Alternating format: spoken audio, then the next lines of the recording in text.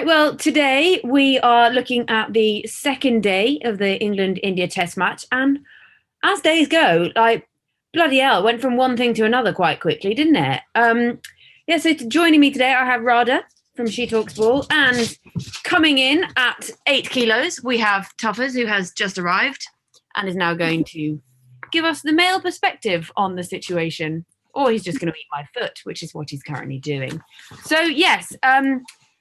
What were your thoughts on the day then, Radha? Because like Shafali Verma, no, you can't ignore that on debut. And yes, out for 96, but that's 96 on debut, age 17. And at 17, I think I don't know, I was pretending I understood my AS levels and I really didn't.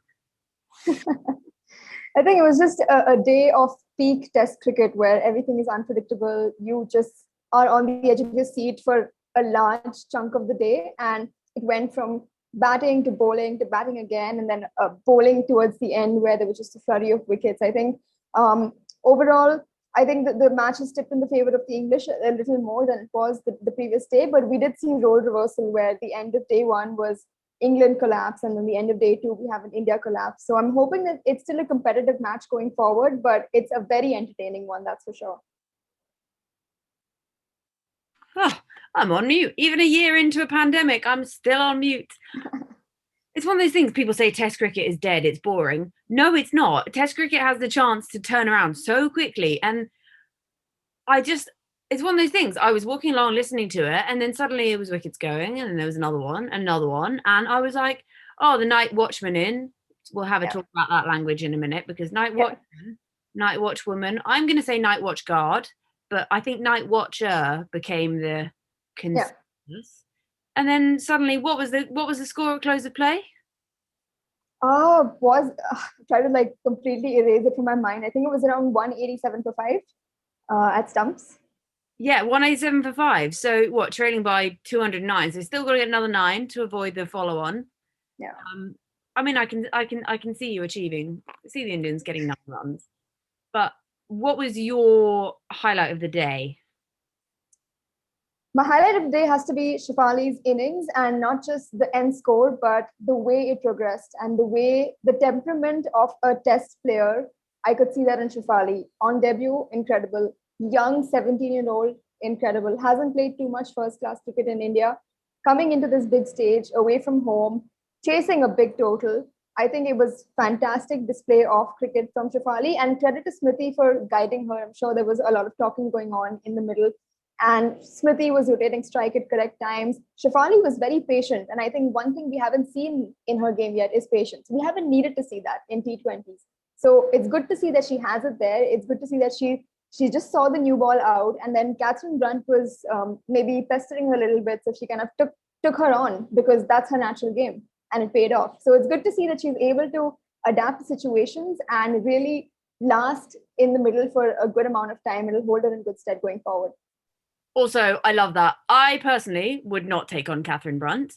I said earlier, I definitely wouldn't take her on a Monopoly. No, thank you. She is a right grafter. And then Shafali's like, I'm just going to hit you 4 back over your head, whatever, carry on. And, it was kind of like a poke the bear situation. And Shafali was coming out on top. And it's amazing to see. And then it's sort of almost 2 ends of the spectrum. By no means Catherine Brunt retiring anytime soon, because she's one of those people you whip out the R word and she's like, sorry, what? Comes out with a 5 for or something. But what, 17-year-old versus someone who has been such a stalwart of the English game for such a long time, taking each other on, and like fair battle. I loved it. It was fantastic. And yeah, I think Catherine Brunt is probably more than double Shafali's age. That comes with a lot of wisdom, a lot of experience. But, at the same time, the youngster wasn't afraid. And I think fearless cricket is part of a young cricketer's mindset. And it was very good to see that she kind of came out on top. Maybe second innings, we'll have a different story. But Catherine Brunt, with so many years of experience, still has maybe something to work on how to get the better of a cricketer who's fearless. How do you do that? Yeah, and that's what's so lovely as well to see, is that obviously Shafali, we know her as this big hitter, take it on. And I was wondering before, like, whether she would come in and whether she would play a different game and whether they'd asked her to sort of hone it in a bit. But that's not what she's there for. You don't bring in a smash batsman and then be like, right, defend, because that's not what it's about. is it? Even if she's opening, that's her way of playing. There's no point. If it ain't broke, Don't fix don't it. fix it.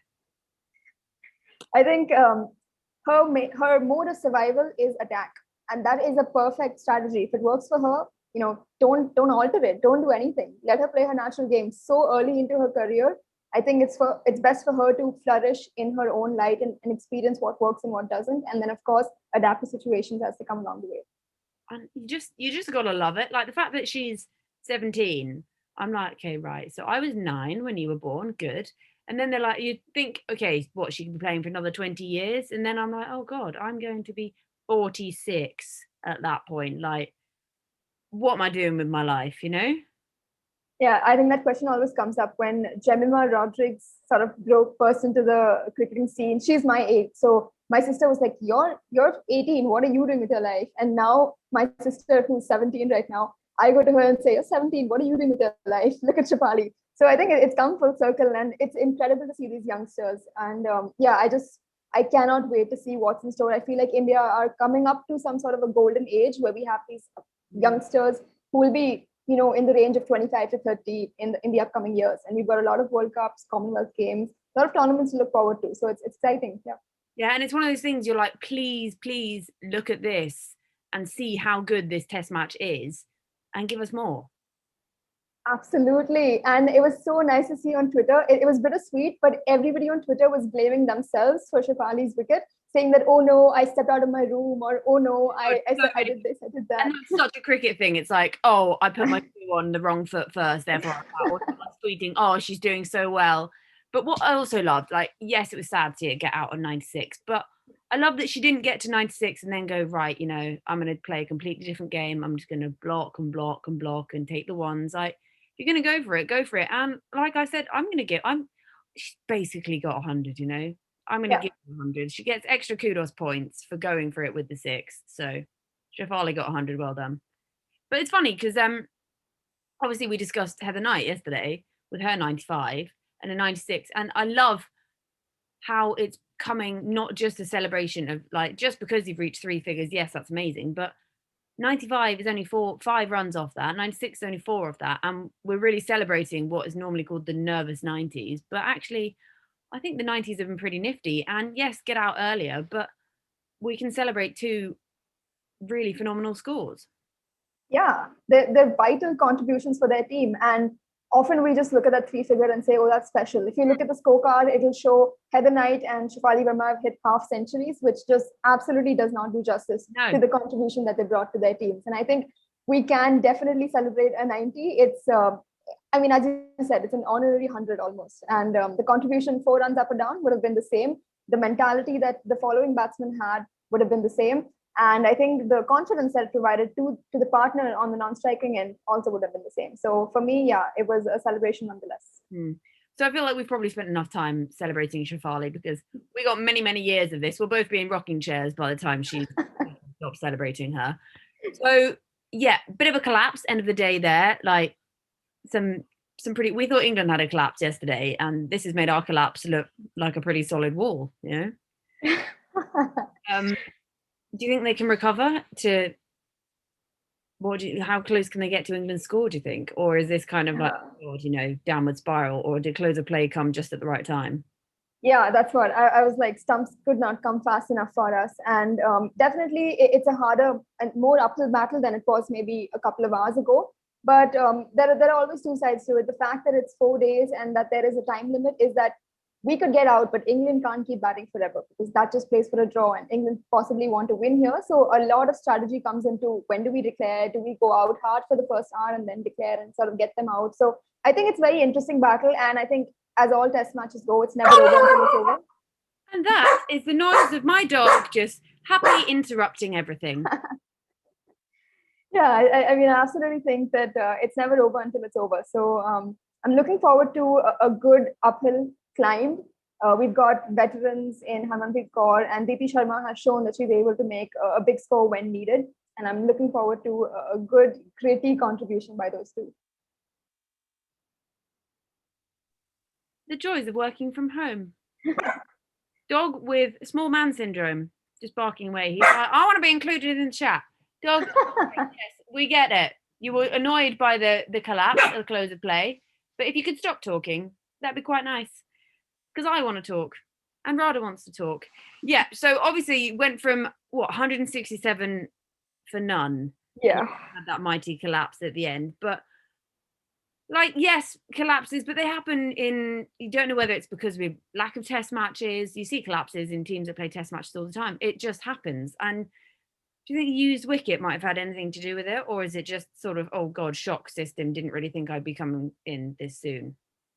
Yeah, I think it's a mixture of both, but I think that the used wicket was not too much of a part. I think it was more just the mentality of the players and how we had, they were sitting in the dugout for a good 3-4 hours, just waiting for someone to get out, but that didn't happen. And maybe they kind of eased up a bit, maybe they relaxed a bit. And I think one key aspect in that third session was that England had really fast over rates. So the batters just didn't get a chance to settle down, and the bowlers were like, "We're ready, get to your crease, and we're going to bowl you another over." So I think it was a combination of great pressure by England and just not the ability to settle down by the Indian batters. I think the pitch might have had a role, but not enough to cause that kind of a collapse. Yeah, and I don't know how we've made it this far without chatting other celebrations. Sophia Dunkley, how great was that to see? And not out at the end of it. And it's so nice to see you. Yes, you're an India's fan, but you're obviously also just a cricket fan. And yeah. I think anyone of any nationality could celebrate that today because it was just so nice to see. And it's what you want. And that smile, you can't deny she's one of the smiliest cricketers you've ever seen. And it's great, I loved it. It was so nice to see.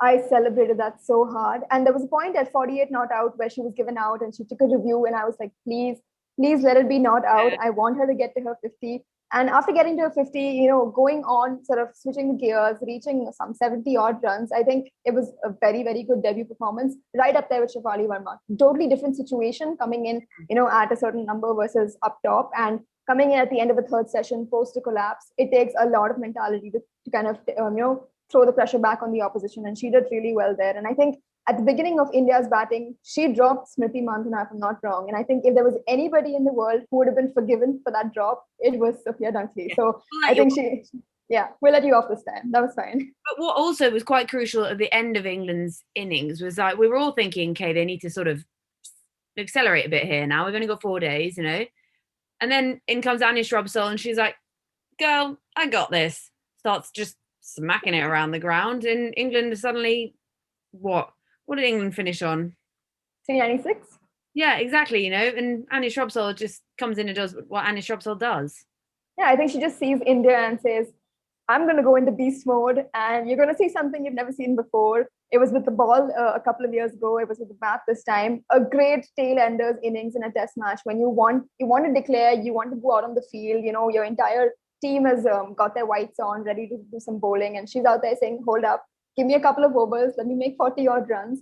We'll have a good target on the board then, and then we'll go out and defend that. What's also quite nice to see as well, they call Heather Knight a bit of the golden arm. It's something about these England captains. You got Joe Root does it. He just turns up, seems to get a wicket. Heather Knight, she's quite nifty with the ball, actually. Very good. And I think it was a mix of poor batting choice by the Indians, but there's absolute credit to the bowler there because you have to have consistent pressure. You have to have good execution of the line and length. And surely if the batter are in their form, they would defend it. But if they're not, you're going to catch them out. And she did that twice.